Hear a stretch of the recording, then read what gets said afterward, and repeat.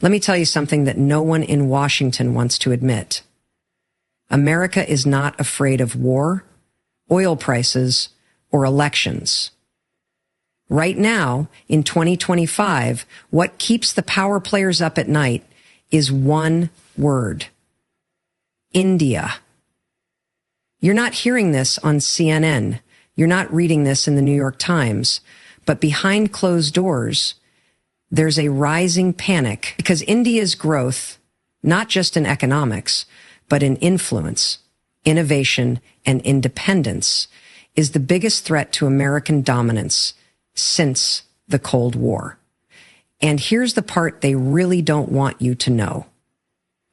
This isn't some potential future. It's already happening right now while everyone's distracted. In the next few minutes, I'm going to break down exactly what's changed, why the U.S. can't stop it, and why you need to understand this shift. Because if you don't, you're missing the biggest power transformation of our lifetime. By the end of this talk, you won't just know why America's terrified. You'll understand why India's rise isn't just inevitable, it's unstoppable. There's a saying in diplomacy: the loudest power isn't always the most dangerous. It's the quiet one making moves while others are distracted. That's exactly what India has been doing for the last decade. And here in 2025, the shift has become undeniable. Let's be clear. The U.S. doesn't fear India in a traditional military sense. This isn't about nuclear weapons, aircraft carriers, or tanks. No, what's creating unease inside the Pentagon, Capitol Hill, and Silicon Valley boardrooms is far more subtle, far more strategic, and far more permanent. India is shifting global power dynamics, not through confrontation, but through competence, not with threats, but with progress. 1. Global influence without the noise. Unlike China's aggressive posturing or Russia's overt hostility, India is taking a quieter, more collaborative approach to global dominance, and that's exactly what makes it so effective. The U.S. is used to spotting and reacting to direct threats. It's good at war, at sanctions, at pressuring governments into submission. But India doesn't play by those rules. It doesn't need to. India is building relationships on every continent: Africa, Southeast Asia, the Middle East, not by flexing military might, but by investing in infrastructure, digital services, and healthcare. Where the U.S. sees geopolitical chessboards, India sees economic bridges. This isn't just smart diplomacy, it's disruptive diplomacy. And it's working. 2. The rise of brand India. For decades, Make in India was a slogan. Now it's a strategy. In 2025, India is no longer just the back office of the world.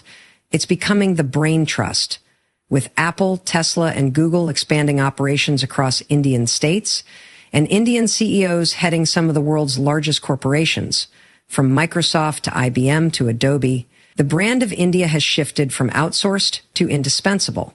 This is a power flex the U.S. didn't see coming, not through war games or trade wars, but through talent, efficiency, and innovation. India is no longer just supplying coders. It's exporting leaders, ideas, and culture. 3. Strategic non-alignment. A new form of power. One of the reasons the U.S. is uncomfortable. India refuses to play on anyone's team. During the Cold War, you had to choose U.S. or USSR. Now, nations are trying to force a similar binary with China and the West. But India's response? We'll partner with everyone and be owned by no one. India trades with Russia, collaborates with the U.S., negotiates with China, and leads the global South, all at the same time. This level of independence, strategic non-alignment too, gives India a unique kind of soft power that's nearly impossible for the U.S. to control, contain, or predict. That unpredictability is what's keeping Western policymakers on edge. Because if India doesn't need the U.S., it can't be leveraged. And if it can't be leveraged, it's truly powerful. 4. Digital leadership and the global South, perhaps one of the biggest shifts no one saw coming. India's role as the digital mentor of the developing world. While the West is busy debating AI ethics and battling tech monopolies, India is exporting entire digital ecosystems from UPI, its real-time payments platform, to Aadhaar, its digital ID system, to open source government platforms that are transforming governance in Africa and Southeast Asia. India isn't just growing, it's leading. And that leadership isn't pointed at the G7 or NATO. It's directed at the global South, the 5+ billion people who will define the next century. That's where the future lies. That's where the U.S. influence is fading, and that's exactly where India is planting its flag. 5. The U.S. knows what happens next. History is full of warnings.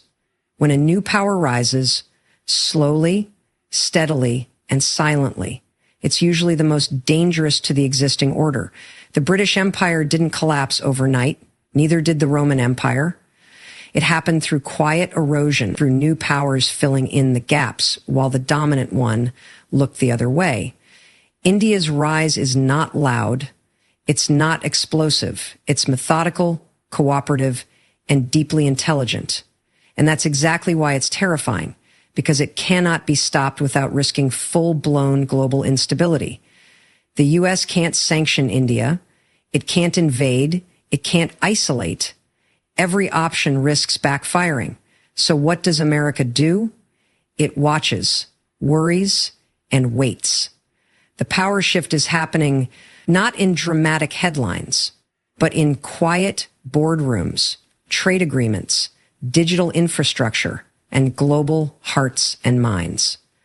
America isn't afraid of India's tanks.